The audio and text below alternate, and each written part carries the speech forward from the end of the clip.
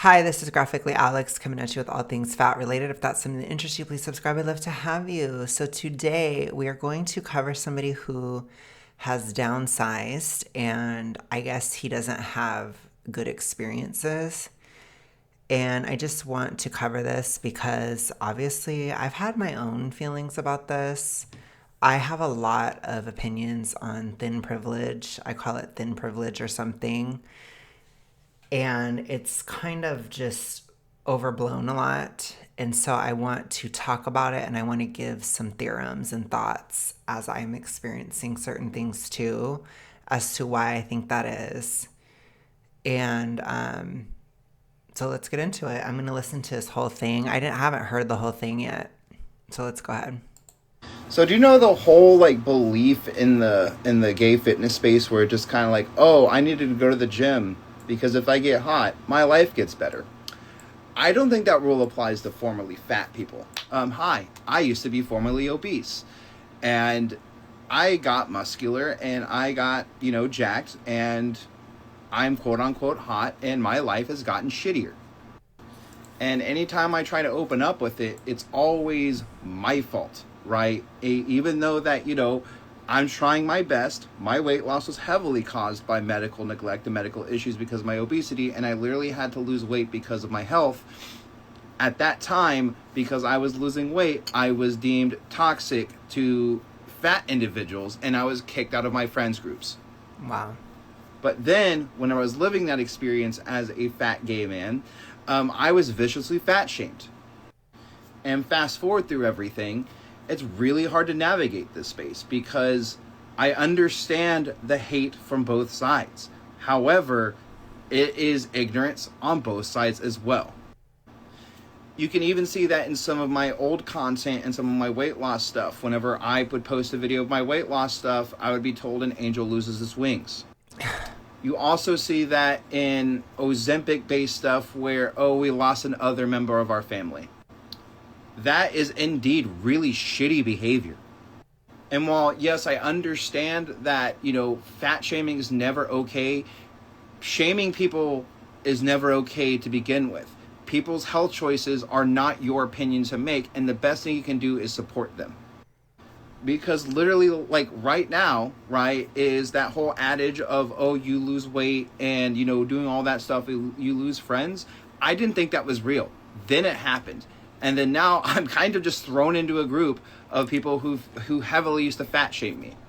And quite frankly, people that, view my body type now and view it as some kind of oh, you've unlocked something. Whenever, honestly, I dread every single weekend. I look forward to going to work. I want today to be over because I'm fucking viciously lonely. I'm also dealing with, PTSD from it all. And, it's one of those things where it makes everything situationally harder for me to navigate that because of kind of just ignorance. So honestly, if we are going to have these full-blown conversations on, body positivity, fat shaming, we also need to be talking about people who get shamed for losing weight, because it's not cool. There's no right versus wrong here. It's just stop being a shitty person and, let people be who they want to be and support them if they are making choices to be happy. Deuces. Oh, okay. There was a lot going on in that video. So I'm going to just say that there's a lot that I agree with and a lot that I disagree with. So I don't have I don't know if I can, because he covered a lot of different things, it's hard to give a whole message. I'll just say that there were certain moments where he was a little bit MSP. For those of you who have been on my channel for a while, mid-sized princess energy, that's somebody that kind of holds on to the fat label when they're no longer fat. Or acts as if downsizing is a trauma. No. In and of itself, no. Not at all. I do think that most of the story is true, if that makes sense. I don't think he's lying about what happened. I just think that some of the perceptions are a little bit off, or could be off, if that makes sense. He could be seeing things through a different lens or through a certain focus that isn't exactly objective, I guess you could say. I think what's interesting for me to hear, just to add like kind of like a different experience to what he said, is that he's dealing with a lot of interpersonal issues.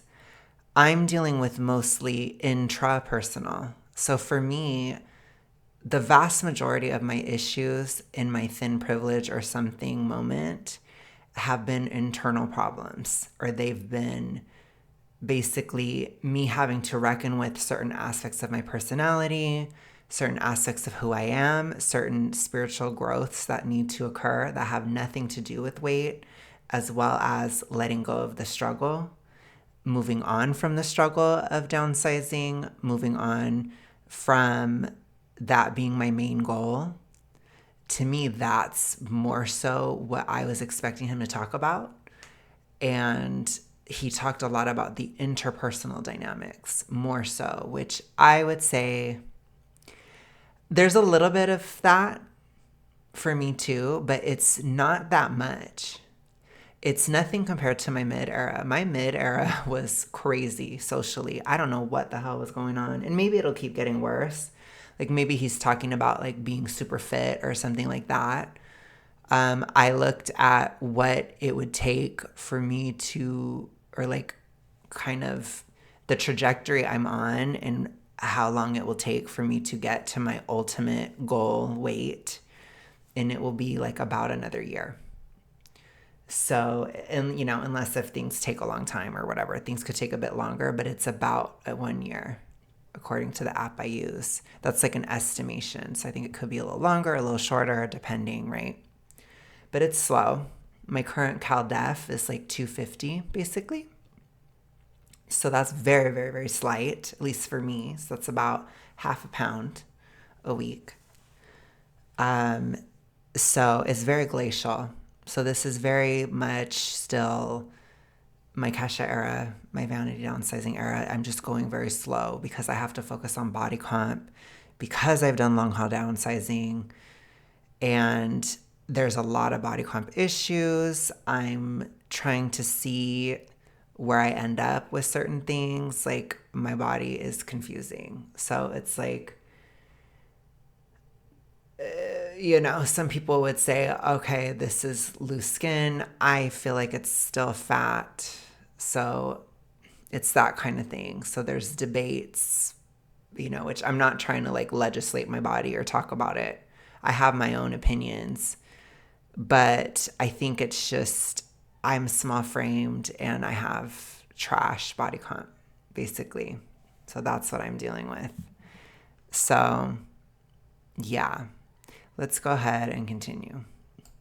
So do you know the whole like belief in the gay fitness space where it just kind of like, oh, I needed to go to the gym because if I get hot, my life gets better. I don't think that rule applies to formerly fat people.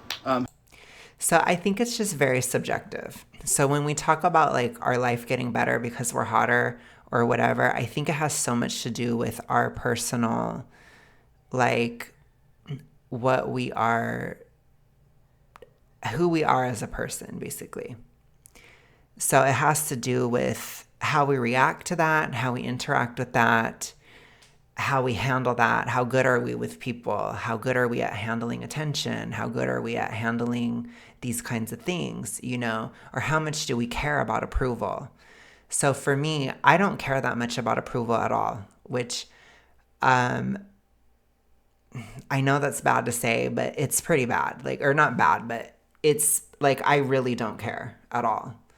So oftentimes when I'm in public and stuff, if I feel like people are rude, I have a scowl on my face. I'm not happy. You know what I mean? Like I'm not a generally happy person, and just being real about it, at least not at this point in time. I'm trying to work on it. It's one of the things I'm trying to work on.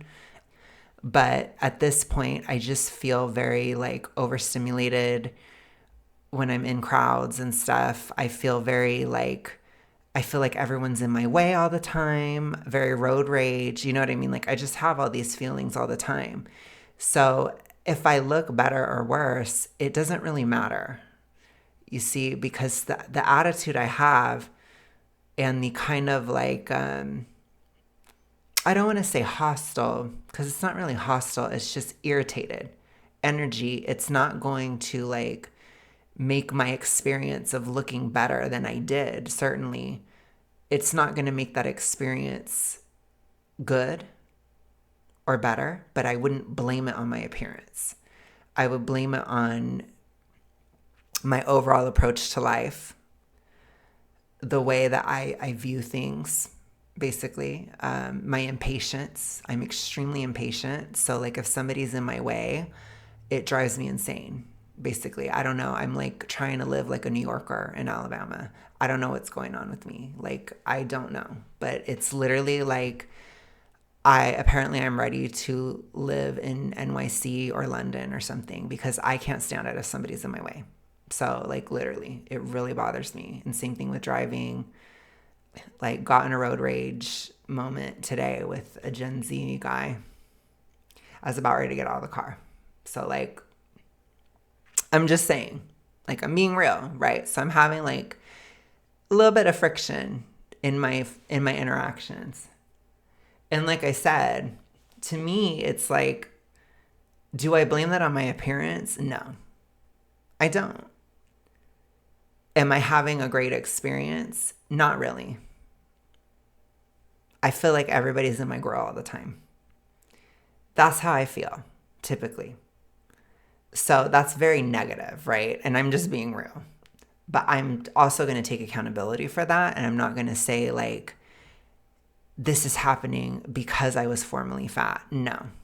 This is a user problem. This is how I'm interacting with life in general. This is how I'm dealing with things.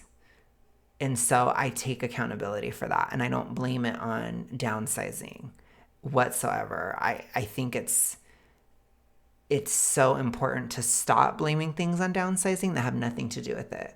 If I have a bad attitude and I don't care what anybody thinks, that's going to cause a little bit of friction, you know? So I just have to be real about it. You know what I mean? I'm keeping it 100 in this video. We have to take responsibility for that. Hi, I used to be formerly obese, and I got muscular and I got, jacked, and I'm quote unquote hot, and my life has gotten shittier. And anytime I try to open up, Well, appearance isn't everything. I think that that's a common misconception, and it's something very much within the toxic ritualistic world, aka E followed by letter D. That's what I call it on the channel, toxic ritualistic.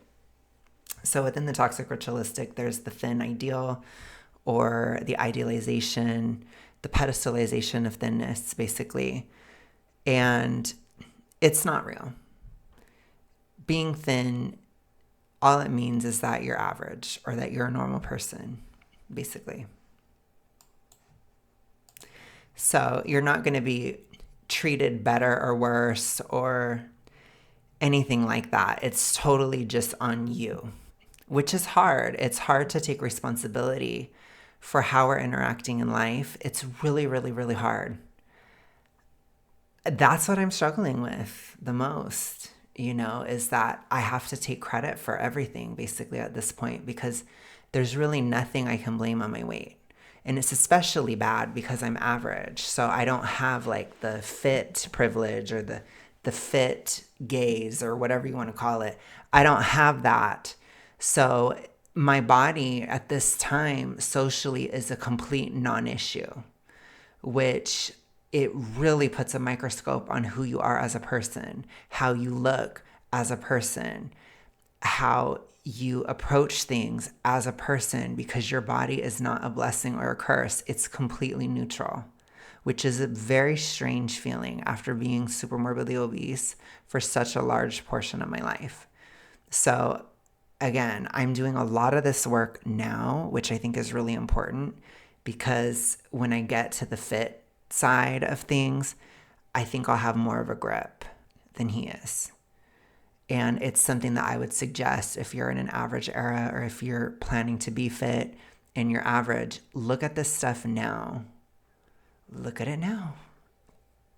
Look at it when you are in this phase, because when you blend in or when you're just a normal person, people see you for exactly who you are. And I've never felt so under a microscope in my entire life. I've never felt so exposed, especially being online. And again, I'm in the public all the time. So it's really weird. It's a super weird feeling. Up with it, it's always my fault, right? Even though that, I'm trying my best. My weight loss was heavily caused by medical neglect and medical issues because of my obesity, and I literally had to lose weight because of my health. So when they say it's your fault, there's a lot of people who have this obsession with thin privilege, again, in the TR, and that can be people that are on the reductive side as well. So they try to justify what they are doing when what they're doing is unsavory. And so if you say that the result of that is not good enough for you or is not actually helping, then they're going to freak out, basically. So you piss off a lot of people. It's the same thing with very big people within bingo, replace the O with an E. They're also going to be upset with you because how dare you try to compare my struggle to your struggle or whatever as a fit person. I'm not going to do all that because I'm not in the TR. So I don't really compare other than like just intellectually. Like I'm not going to compare my issues with your issues because despite how I may act at times, I'm not actually in high school. So I'm not going to do it. And also, like, I understand we all have different struggles. So I don't know if it's just your fault. I don't know. I know when people are fit, there's fit privilege, but there's also fit hate. So I feel like it kind of ends up balancing out. I feel like that's just my impression of it. I think it's kind of the same as being average. I think once you make it to the thin umbrella, once you're thin, then it's just kind of like that's all the social grace you get. Because then the further you go, you're going to have hatred or like love, because things become more polarizing in the fit space when you're fit. It's like you're amazing or you're disgusting, basically. Whereas when you're average, you get a whole lot of like nothing, or you're very human. It's the most human you'll ever feel is to be average.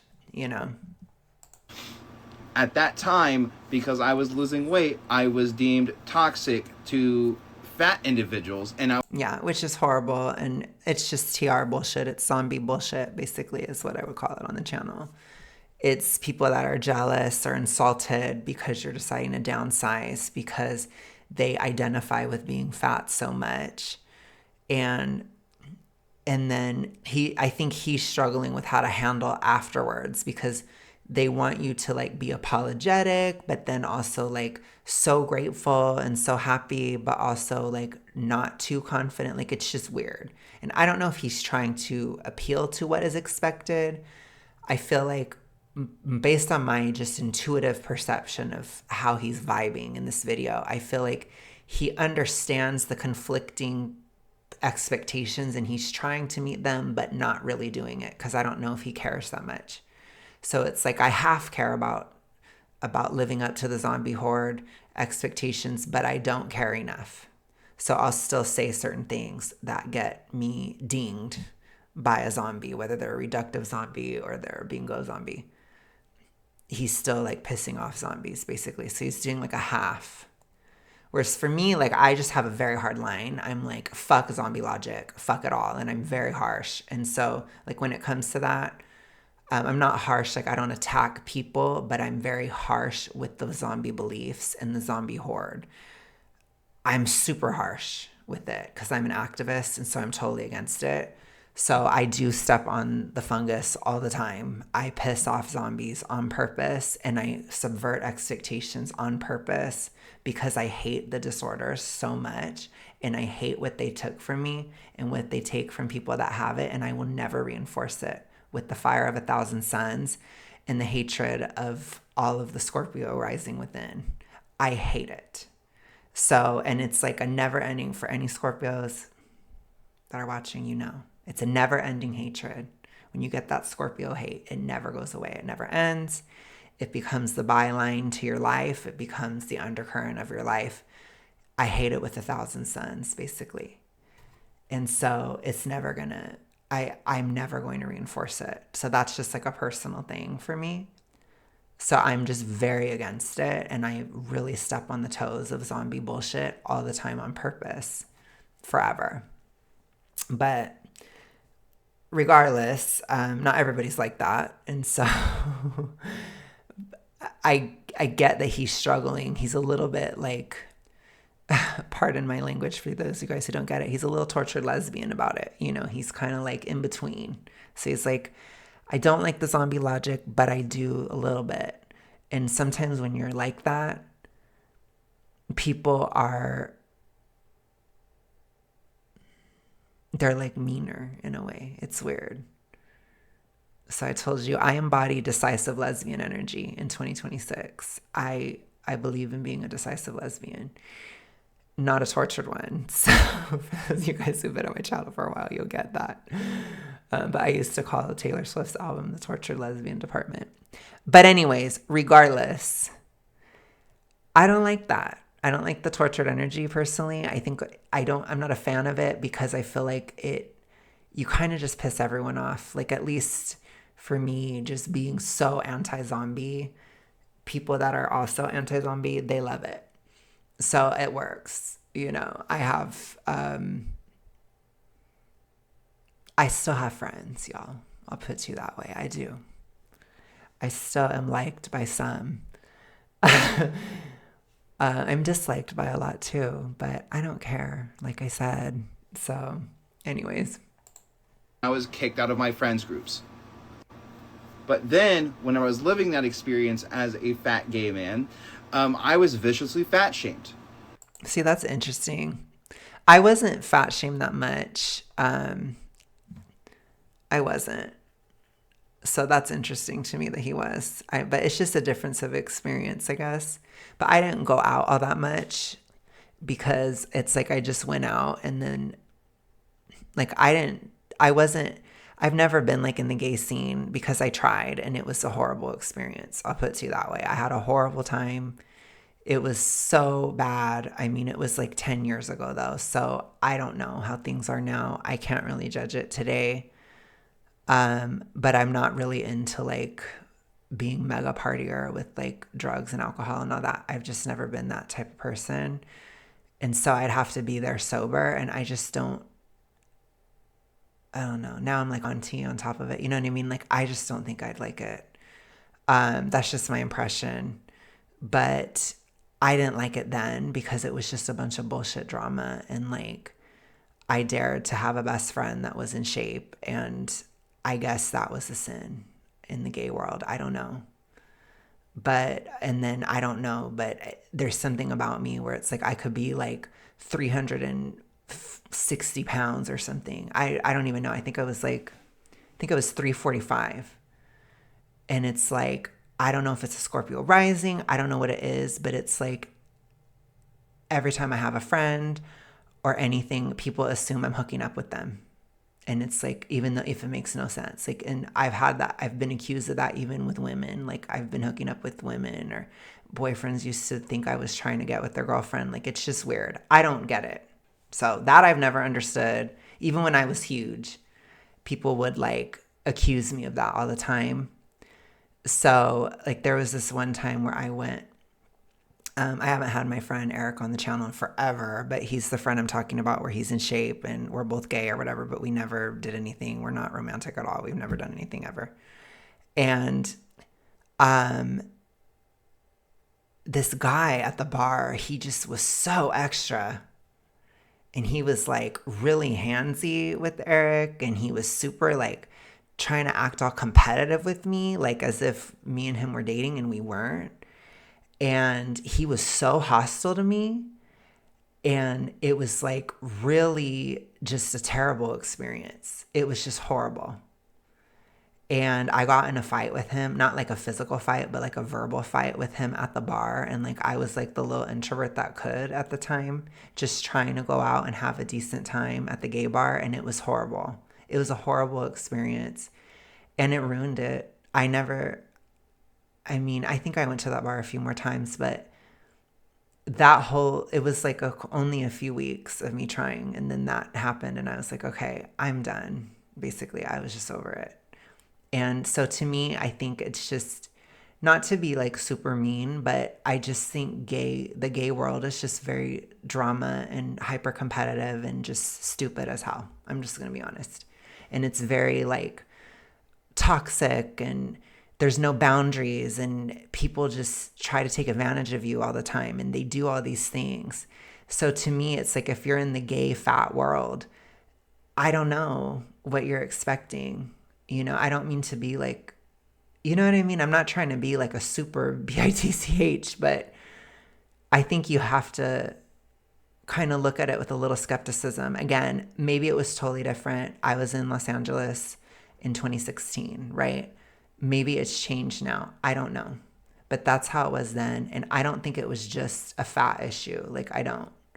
I think it was just like some of it was because again, some of the gay some gay people just could not understand how me and Eric were friends. They just couldn't understand it because he was thin and I was fat. Like they just couldn't see it. But I think it's because like a lot of gay men, they're just very like corn brain in a fantasy, like so reality doesn't live up to whatever the hell their fantasy image of what life is, basically. So I don't even know if it's a fat thing. You know what I'm saying? So to me, I'm just like, eh. So I'm just not surprised. I'll put it to you that way. I think it's really challenging to be liked in the gay world, I would say. I think you have to have almost no personality and just blend in and just like look as good as you can, and just that's my impression of it. You know what I'm saying? It's like you can't say or do anything that anybody wouldn't like, or you just have to kind of walk on eggshells. That's my impression. Let me be very clear about this. Like, I'm just not like a clubber, partier type. It's not like I would have had more fun at a straight club or whatever. I wouldn't have at all. If I've actually done clubbing, I went to a straight club, I didn't like it at all. I was bored to death. So I'm not trying to be like, oh my gosh, such a hater or whatever. It's just, I just don't really like those scenes at all. I find them to be boring, and it's just like loud. And I, again, would go to it sober. So it's like, ugh. And then even if I drink, I don't change when I'm drunk. I barely change. It's like, if I'm not having fun when I'm drunk, then I have stank face and I'm like this. You know what I mean? Like, because I can't hide that I'm not having fun. Like, I think I remember one time I went to this party, just as around that time too, which it was a house party. And so it wasn't like gay at all. And it was just like, it was like one of Eric's best friends. And it was just a bunch of bullshit. Like, there was just all this like bickery type of drama shit, like as we were getting to the party. And then the party was just so lame. And that was a really bad party. So, which Eric even told me, he was like, that was really bad. And even like the person who hosted it was like she apologized because it was that bad. But it really was that bad. So again, it's like I would try to do things, and it was just so not it that I just didn't try again. You know what I mean? Because it's like I just didn't care enough about it. So I just need to be clear about that. I'm sure you guys are so shocked, but I'm just not really like your club, girly pop, party scene, raver type, like drug person. I'm not into all that stuff at all. So it's not like I'm singling out just the gay world, but it's like, what is the gay world if you're sober? And then tell me that you're impressed. That's what I want you to, like, I want to ask you that. You know what I'm saying? Just look at it from my perspective, right? Look at it from a stone cold sober perspective. And fast forward through everything, it's really hard to navigate this space because I understand the hate from both sides. However, it is ignorance on both sides as well. You can even see that in some of my old content and some of my weight loss stuff. Whenever I would post a video of my weight loss stuff, I would be told an angel loses its wings. So I think that to me that sounds very like fetish stuff.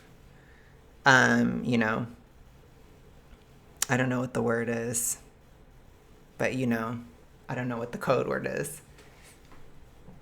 But it's giving that, which I think is really toxic as well. And I think it's zombie behavior. Absolutely.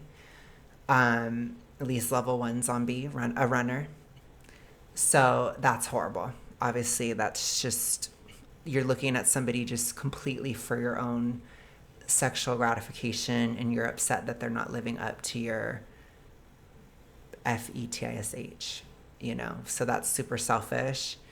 And again, that just happens in general to people. So it sucks. It's wrong. But there you have it. Oops. You also see that in Ozempic based stuff where, oh, we lost another member of our family. Yeah, that's weird. That's super TR, super zombie, very bizarre. That is indeed really shitty behavior. Yeah. And while, yes, I understand that, fat shaming is never okay, shaming people is never okay to begin with. People's health choices are not your opinion to make, and the best thing you can do is support them. So, again, I'm like more of a health advocate, so I'm going to be the bitch in the room and be like, you should do something about it, period. You know, I push for weight normalization, period. I don't know that I shame people for who they are or whatever, but I like to shame certain beliefs, certain behaviors, right? That kind of thing. I think that's really important, especially the belief piece, because I don't think enough attention is brought to it. So that's what I tend to do. But I understand his overall sentiment, and I don't think what he's saying is super toxic or anything at all. Because literally, like right now, right, is that whole adage of, oh, you lose weight and, doing all that stuff, you lose friends. I didn't think that was real. Then it is very real. I think it hasn't really happened to me, but I do have certain, like, again, it's a super minority, so I'm not like sitting here complaining, but there are certain viewers that are like more haterish, or they see me as like privileged, so I have to like walk on eggshells about how I talk about this now. It's not going to happen. But like I said, I don't take it as anything other than zombie behavior, because it's fine. Like in general, I'm fine or whatever. Like I don't think, but I think it depends on how you showed up when you were fat, and if like your attitude changed, basically. Which for me, my attitude never changed. Like if anything, that's a problem, because it probably should change, but it didn't change like all the way up to this year, basically. I think it started to change a little bit this year. And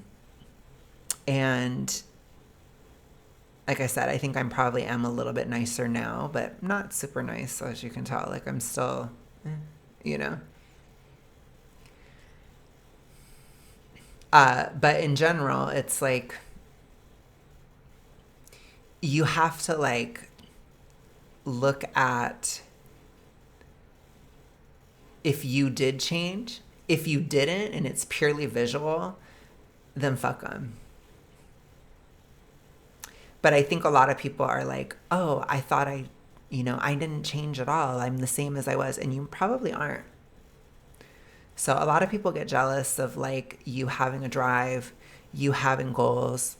A lot of people don't like it if you look better, or they have weird tortured feelings about the fact that you look better. I don't. I have a tiny bit of that, a tiny bit.